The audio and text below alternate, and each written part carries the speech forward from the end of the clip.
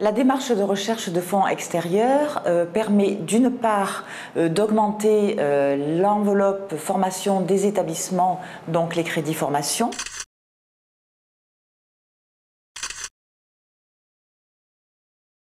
Et d'autre part, cette démarche permet à la NFH d'accompagner les établissements adhérents dans les évolutions réglementaires et environnementales qu'ils connaissent.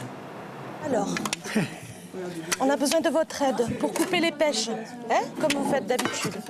Non, on ne va pas les remettre dedans. Tenez. Comme si vous peliez une pomme. Voilà, vous me tenez un peu fort. Voilà, impeccable. Ça fait beaucoup de fois même. Une fois que vous l'avez terminé, vous pouvez le mettre dans le saladier. Nous assistons au repas thérapeutique qui a lieu une fois par semaine pour les patients bénéficiant du PASA, qui sont hospitalisés au centre Alzheimer.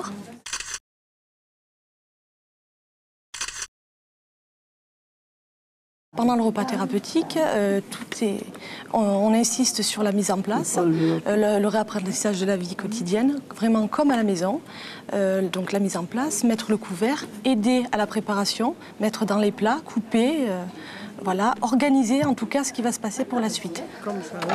Allez, venez, on y va. Juste là, comme à la maison. On est 10, hein. Allez-y, posez-les, la placez. Pour travailler dans un pôle d'activité de soins adaptés, j'ai suivi la formation d'assistant en soins de gérontologie. Au niveau personnel, il est important d'avoir suivi cette formation car on gère mieux le travail au quotidien puisque ce sont des gens qui sont très prenants. Prendre du recul, c'est pas inné, ça s'apprend. Et cette formation m'a aidé beaucoup pour ça. Voilà. Venez vous asseoir, Monsieur Michel. Voilà, là, c'est pareil. Amandine Gontier, c'est une personne qui a pu bénéficier de la formation d'assistant de soins en gérontologie grâce à des crédits provenant en partie du Fonds social européen.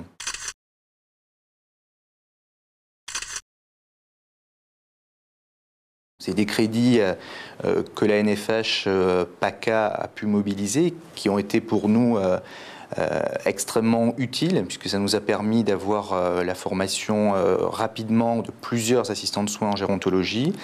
C'est des crédits qui nous ont également permis de former une douzaine de personnes à la problématique de la bientraitance et de la maltraitance, qui sont pour nous, établissements à orientation gériatrique, une thématique extrêmement importante.